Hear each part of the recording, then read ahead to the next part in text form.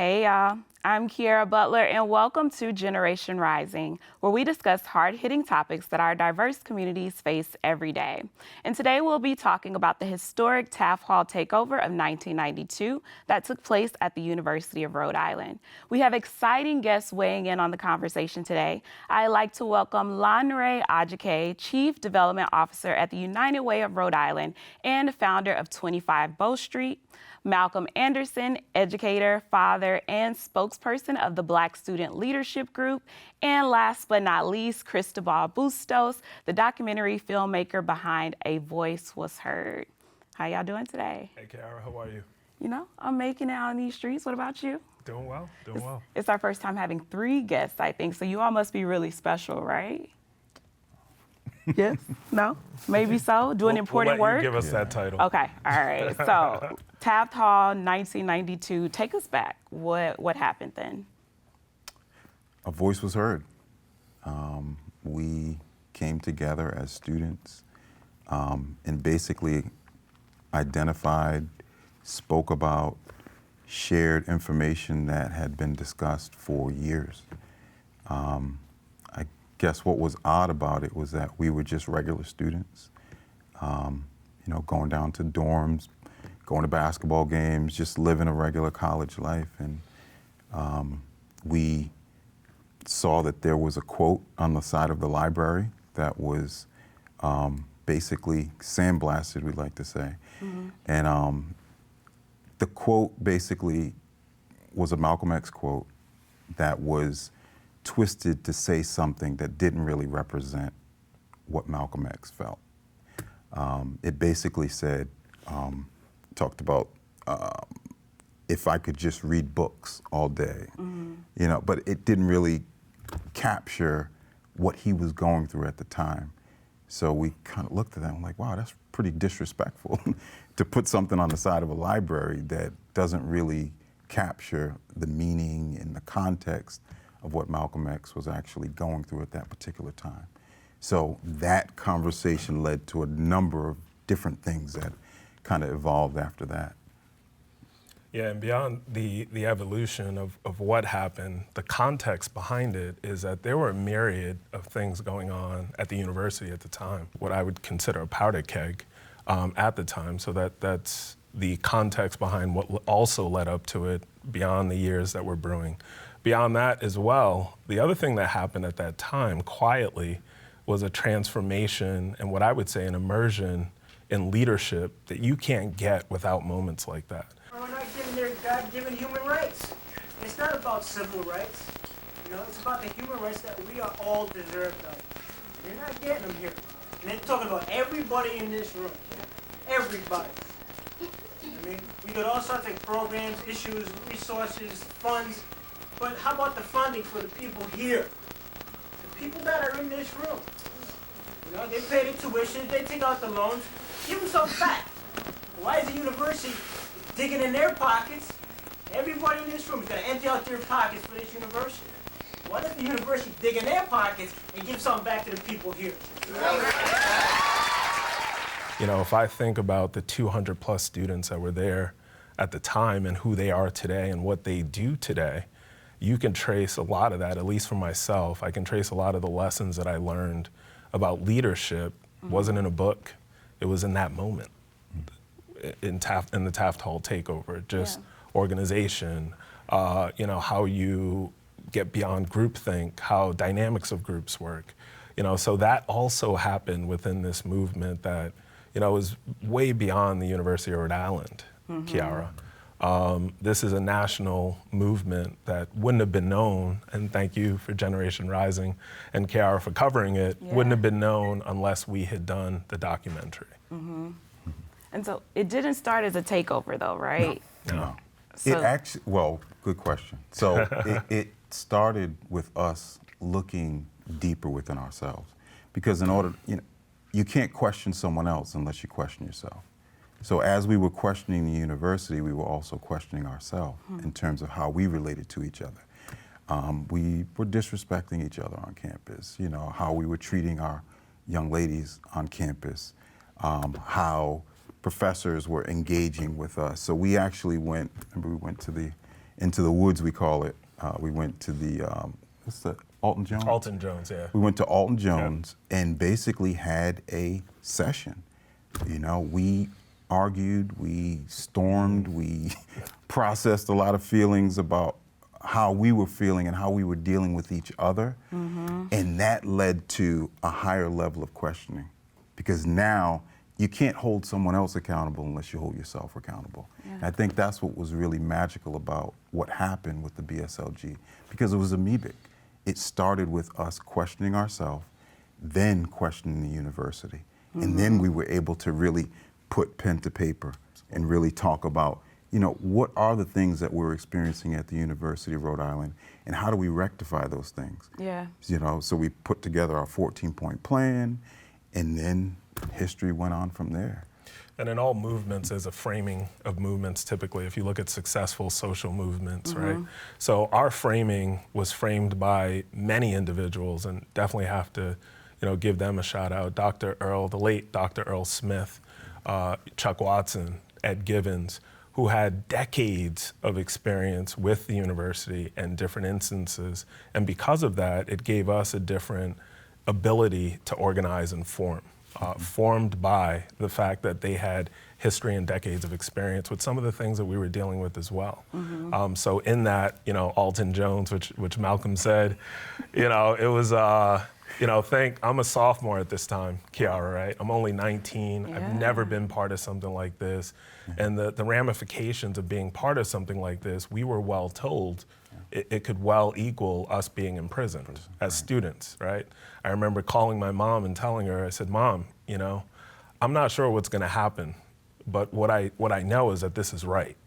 And we have to go forth with it. But it was framed by that as well. So, you know, Mark Hodge, there were many people who helped this movement. The late Tony DeMora, who helped frame this movement. And it wasn't all Black students. So the BSLG would be a misnomer. You would think it was all Black students, but it was some of the most successful leaders of our day. People like, you know, Victor Capellon that went over to change Central Falls schools, Melba DePina. There were many leaders that were part of this that came together, that were Cape Verdean, that were Latinx, in the BSLG movement, with the predominant amount of members being Uhuru Sasa and talent development students. How would you say the URI leadership responded to the 14-point plan? Good question. Wow. Okay, so you have to, I guess it's been 30 years, and in reflecting back, we were carrying a legacy that had been discussed years prior to us. So the research that we did was really intricate. The way we maneuvered was really intricate. So leadership, the questions they were asking was, who put you up to this? You know, why is this happening? Go back to your dorm. Like, you know, just little subtleties. But then you have to keep in mind, again, like Lanre said, we were kids, you know, 19, 20 years old. And when an adult says something to you, you kind of take it literally, and you're like, all right, well, maybe we should just go back to our dorm and be content with what we have. But I think the beauty of what we did was we stayed together, we communicated, we articulated this message, even though everybody didn't necessarily believe in that message, support our message, and we strategically ask questions in a sincere way. So even as we're talking now, we look like adults, but back then we were kids. We were kids, innocent kids that were asking questions that we thought should be answered already. We felt uncomfortable on campus. There weren't many of us on campus. Why are there so few of us in our dorms? Why are there so few of us in our classes? Where are the supports for us when we're on campus, when we feel uncomfortable? Mental health support. Those basic things that we were feeling for a long time, we had an opportunity to articulate, express, and lift up. I mean, everything down to waiting till Carruthers left campus was strategic. You know, so we were organized. We weren't bitter, angry Black people. We were calculated students of color that elevated concerns that had been happening for a long, long time. So. And I was just going to ask, like, did you get a chance to give this plan directly to the president? What happened? Yeah, it was great. As Malcolm mentioned, the majority of the university took it the way that Malcolm said. But I will give kudos where kind of kudos are due. Dr. Carruthers, who was away at the time, he actually got on the first flight back after he got a call from Dr. John McCrae. So I can say that. Dr. McCrae. Yeah, kudos to both of them, right? Yes. Because he didn't have to do that. But he knew and they knew that this was a critical moment. They knew the students had concerns. You know, if you look at a video from back then in '92, Kiara, you know, Dr. McCrae says he understood what the moment was then, right? I believe that there are a lot of racist elements on this campus, which is not much different from the mainstream community, which is not much different from the world community, and that our objective is to try to change it, bring about an environment where people can live peacefully and that they can learn in an atmosphere which will allow them to grow to their potential. So what were you saying that you could do to help settle this? Well, the first thing we need to do is sit down and listen to them. They have some concerns that they want to voice, and we're ready to listen to those concerns. We're ready to meet with them and try to resolve whatever issues that are present. So that was a critical moment. But Malcolm, you were going to say something? No, I was just basically lifting up Dr. McCrae because it meant something to me personally. You know, as an African-American male, coming in and acknowledging what we were doing, not saying that we were wrong, not saying that we were bad for what we were doing, but in actuality, supporting and saying, we support our young people. Like that, and looking back in Cristobal's, and he'll get to talk about the video that he put together, but hearing that from his mouth to support us meant the world to us. So then Carruthers getting on his plane and coming back, and us really sitting down to process our concerns, because these were legitimate concerns. Nobody was trying to get a job. Nobody was trying to like maneuver and strategically do anything. It was really about the message of why are we feeling uncomfortable on campus and how this could impact kids that are coming in behind us. We knew the things that we were talking about wouldn't impact us. We would graduate. We'd be far gone before anything that we talked about would actually manifest. But we had to sit there. We had to go into the woods to talk some things out, to come back to campus and be united. There were things that were happening, like I ran for Homecoming King that year. We never participated in anything. We didn't want to participate in anything at the university because we felt uncomfortable. We didn't feel comfortable walking up on campus because we were so few. So the message that we were trying to put forth was really about people that come behind us. How are they going to feel? How can we make things better for students that come behind us? And that's what it was about. How do you fit into this puzzle? Where were you in 1992? I wasn't even born. I'm an 03 baby. Okay. But yeah, I'm part of the new generation, the rising generation. But yeah, so the way that I fit into this is Lanre was the one that reached out to me about this project. So at the time I was a sophomore. I was just roaming around the URI campus, just passing by the library without like no clue what that quote meant, you know? And like when I was first approached with this idea and like this piece of history that like not really my generation knows about, it was kind of like wow, this story needs to be told, you know? So when Lanre approached about this to me, this is like so new to me. I came from shooting basketball mixtapes. And I wanted to dive deeper into the storytelling side of things. So I saw it as a great opportunity, you know? And meeting Lanre, getting like the whole project started, he connected me to a lot of good people, you know? I got to meet Chuck Watson, who connected me to President Carruthers, Dr. McCrae, Malcolm, a lot of other people that I interviewed throughout the process. Chuck connected me to John Peterson, who helped me out a lot, like editing-wise, like how to get the shots and all that kind of stuff.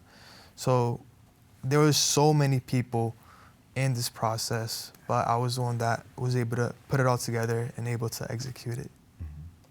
And shout out to him because we're all in different places, Yeah. right? So you have some people that are in Providence. I'm in Maryland, right? So we're using technology that we learned over COVID to connect real time. So we had meetings, we had times that we could really process and discuss history, because again, it's 30 years ago. Yeah. So there are a lot of things timelines that don't totally line up. So it really took the will of the group to really move forward. And I really want to expound on that.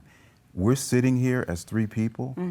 There are a lot of people that are not here right now. Absolutely. And I even feel sometimes uncomfortable being a quote unquote spokesperson because I'm one person of many. People actually put their education on the line.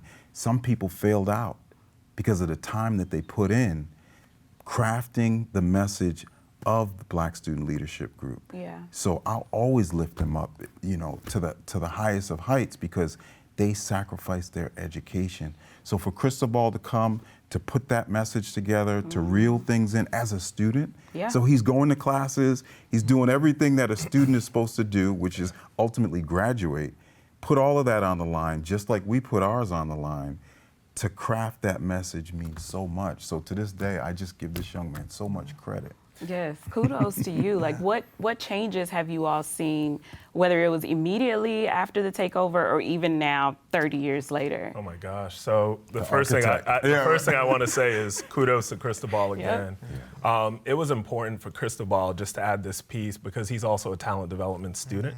So I thought that was particularly great that he did it, and the changes we've seen, Kiara, are immense. As a sophomore that day, I argued for 2 things. So my points were the Minority Cultural Center being in the middle of campus. And for context, at that time, we had to go to a house that was all the way at the outskirts of campus. And we would walk up hills and snow and sludge, and the house wasn't safe. It eventually got condemned. There was creeks, there was lead in the house. So we were fighting for a house like everybody else had, and for it to be in the middle of campus. Beyond that, I fought for African American studies to be a major. So those 2 things, when you ask, what are some of the changes that you've seen today, those are some of the changes that we've seen today. To Malcolm's point, you can't know what's going to happen in the future based on what you work on today. My youngest brother, which we're 12, 13 years removed, actually worked at the Minority Cultural Center and took African American Studies as a major. So there are, to Cristóbal's point about, going beyond or by the quote and not knowing the context behind it, there are thousands of students who have taken classes, who have used the Minority Cultural Center, who have benefited from a lot of the 14 points which were achieved, who didn't know until this documentary was done. Yeah. How did you all prioritize? We keep saying 14 points, and I want to know, how did you prioritize 14? How did you get to 14? What happened to 20? Well, great question. So we knew we couldn't just have a TV opportunity. Okay. That was the big thing. We had to make sure that there were some things that were memorialized. There were some things that we could measure to make sure that things were actually progressing the way that we wanted to. So putting those points together was, again, these are not just students that are haphazardly asking questions and shouting from the hilltop about things that are problems that are on campus. We strategically picked those points because they most impacted our lives. So African American Studies as a major was very, very important. We talked about students going to other campuses. Because we were on this majority white campus and we didn't see a lot of who we were, we wanted to have an exchange with the Howard Universities, the Hampton Universities, so that our students can actually see what life was like on other campuses. Affirmative action, right? It was abysmal at the time. I mean, well, one of the things that really pushed me forward was I was harassed on campus. So I'm sitting on the side of the road. One of our rogue officers, what was his name? I forgot his name, but Colombo. Colombo. Yeah. Pulls me out of the car. I have amino acid pills because I'm playing football. I'm trying out for the football team. He pulls them out of my pocket and says that I'm dealing drugs. Right? So like all of these things happen. It was like the perfect storm. Yeah. All of these things are happening at the same time. Not feeling welcome on campus, not feeling comfortable, feeling disrespected. All of these things happening, which actually turned into all the things that ended up in the 14th point plan. Yeah. And Kiara, just to make sure you understand the context and the gravity, there were students who were D1 athletes who were right there arguing for the same points. They could have lost their scholarships, basketball, football. You know, to Malcolm's point, some people failed out as a result of this, as a result of the time and effort that they put in. So it wasn't one where we looked at it at students, even at 19, 20, 18, and we looked at the greater good. The greater good, we knew this needed to happen. The myriad of things that were happening on the campus, we just didn't want this to persist in the future for everyone else. We didn't understand how instrumental what we were doing back then would be towards today. It's only in retrospect that I look back like, wow, right? Yeah. But that was the importance of the 14 points. And the prioritization, to your point, it had measurable outcomes that we designed as part of it. And if I could just extract African American Studies as a major and Native American Studies as a major. So you're talking, we're on a land grant institution, right? So stolen land. The buildings that are on campus are constructed by Africans, right? So now, I'm hearing that actually there were people that were actually buried in the space that's called Ryan, was it Ryan The Center? Ryan Center? The Ryan Center. Supposedly, there are Africans that are buried at that particular site, right? So part of what we were doing was researching. We were learning a lot about the university. So aside from going to classes and learning things in class just to remain a student on campus, we were also learning about the history of the university. And that really led to a lot of the impetus or the fire in the organization that was needed, because we knew we only had one time.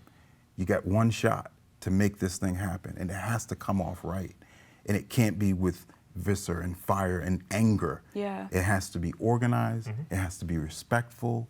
All the things that we did was completely, surgically Well thought created, out. well thought out, Sure. so that we don't lose this opportunity. You all heard of by any means necessary. University of Rhode Island is determining what means will be necessary for the Black student leadership group.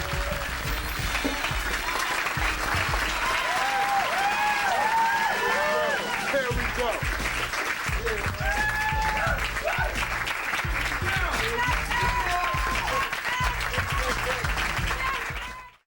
And we knew, like Lanre said, we knew we could be arrested for it, but it's worth it, totally worth it. What are some things that the younger generation can learn from this process that you all went through, the entire takeover? Cristóbal, I'm gonna punt it to you and actually say, like, what did you learn from this process?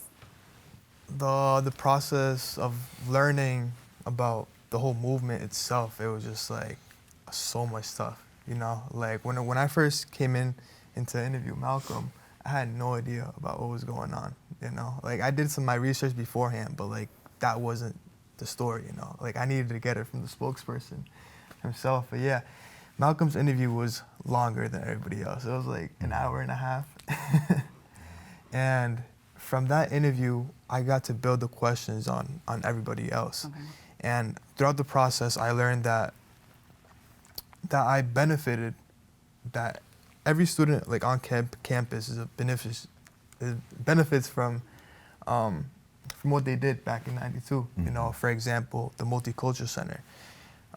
That's like the place that I go to for my bond meetings or Sankofa meetings, like all these organization meetings they take at the Multicultural Center in the center of campus. I don't got to go all the way to the back of campus anymore, like you guys used to do, to meet with these like social groups, you know. That's also a place where I go and study. Like if I don't feel comfortable like studying at the library because there's too many people, I'm getting too stressed out, I get to go to the MSSC to release some stress and like relax and get my work done, you know. Also, something that I would like to point out is you guys fought for a guidance counselor, a counselor of color. I feel like that helps a lot of people like of color because they want to go to somebody that looks like them, somebody that could connect with them, you know? So I feel like a lot of my generation has also used that to their advantage. And I was going to answer your question. Sure. I think students should learn, first of all, that you're one of many. And I said it early on, we are 1, 2, 3 of many people that made this happen. Stay on message, stay organized, stay together. Because whenever you do something like this, people are going to try to pluck holes. They're going to try to turn you against each other. It happened. It really happened in a major way. And again, you're older now and you can kind of reflect on people that came in the organization and kind of put salt on certain ideas strategically because they were trying to tear this down. yeah, But to stay on message, make sure you stay true to yourself, stay true to your family, stay true to what it is that you're trying to accomplish. So those are major things that stay with me to this day. And in the organization part and how you present yourself. yeah, You know, you don't have to be angry person yelling at people in their face to get a message across. And I think that's what was so magical about this because we went to the Board of Regents. We really befriended some major people in Rhode Island at that particular time. Frank Caprio, Fred Lippitt, like a lot of people that we didn't know. A lot of this work that we did led us into the community.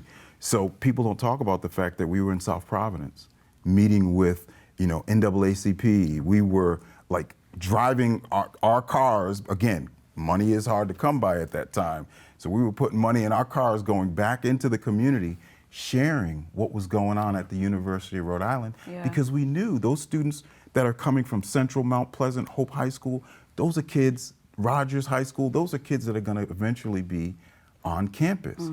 So the work that we were doing was directly impacting those students that were back in those communities. So making sure we're staying connected to the community. It's not about us. It's not about us getting a job or something like that. It's about bettering yourself. It's about using the university as that opportunity to elevate yourself. Well, listen, we're going to end it on that note, Malcolm. I think you just dropped the mic for all of us because guess what else? We have run out of time. Time goes by really quickly. We're going to have to definitely have you all back on the show. You all can catch past episodes anytime on watch.ripbs.org and be sure to follow us on Facebook and Twitter for the latest updates. I want to thank today's guests, Cristóbal, Lanre, and Malcolm for their time and incredible work. And we have started a tradition. I want you all to leave your mark the same way you left it at URI. So grab a chalk, head on over to the board, and sign away. Thank you all so much.